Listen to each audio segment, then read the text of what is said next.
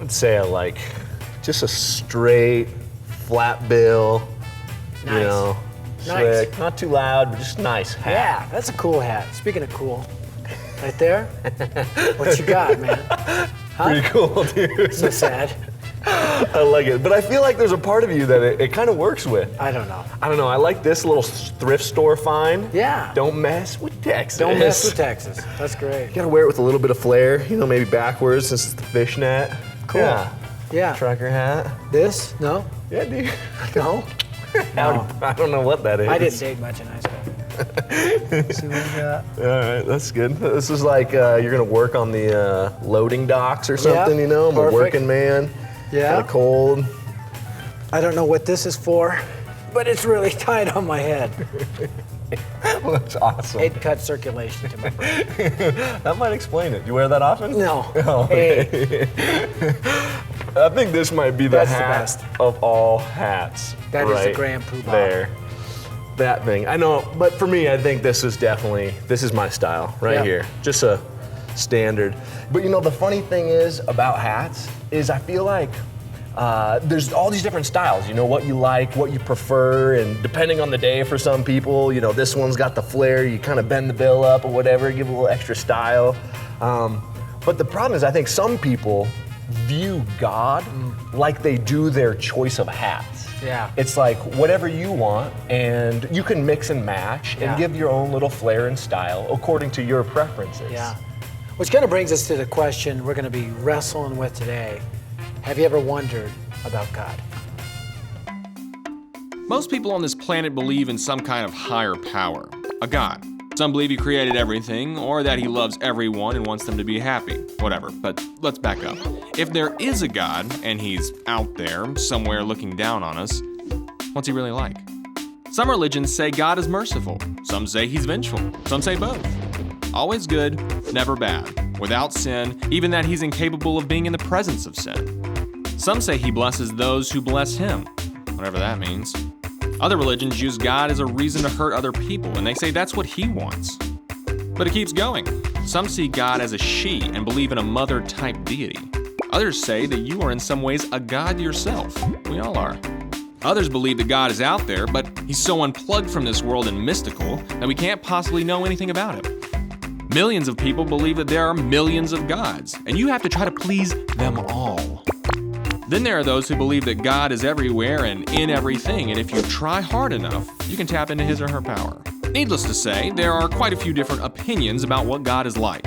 But what really matters right now is, what do you think? You know, it really does make you think about God and you know, how do you know who God is? How do you know if there's a God? I remember when I was in India, I'm all of a sudden immersed into this culture of primarily Hinduism, and I discovered there's 100 million gods that they worship. It's crazy. Or they can choose from, like a menu of hats, menu of gods, right? And they worship cows and cobras, and some worship monkeys and rats. And I remember, you know, thinking to myself, there's a lot of people starving and there's a cow walking. And I'm thinking, there's a traveling McDonald's right there. And I remember talking to this guy, and he was a Hindu guy, and I'm like, you guys worship, you know, cows and cobras. He goes, oh, yes, you know, the cobra is a very honored god. And I'm like, okay, well, what do you do if a cobra gets in your house? Because they were having a cobra infestation at the time. And he goes, we bow down and we pay homage to it. And then we call our Muslim friends to come and kill it. It just sounded crazy to me, but I think kind of what's going on in the United States may be even as crazy or crazier. Yeah, and it's not like, you know, maybe we don't worship rats or cobras. However, maybe just as many options of gods, in the sense that people pick and choose what parts of different religions they want, and even add in their own, well, this is what I would want my God to be like. And it's really God according to their image rather than who God they kind really of is. custom make their own image of God. Yeah, and so I think, you know, the question, well, how do we get to know who God is then? I think of Colossians 1:15.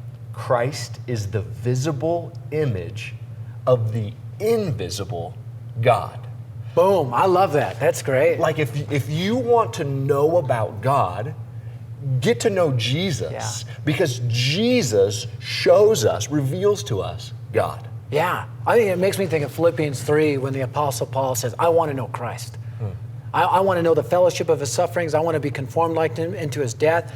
Matter of fact, earlier he says, I consider everything I've done, all my accomplishments, as a big pile of manure, poop, compared to knowing Christ. I remember when I was in high school, I shoveled at this horse place, like 7 feet tall pile of manure. And whenever I read that passage, I think of that. I go, that is literally everything I've ever done compared to the privilege of knowing Jesus. So, how do we apply that personally? I mean, as we talk about Jesus as the visible image of the invisible God, how do we apply that personally? Yeah, I think for me, getting to know God, getting to know Jesus is I spend time in His Word. I spend time in the Bible.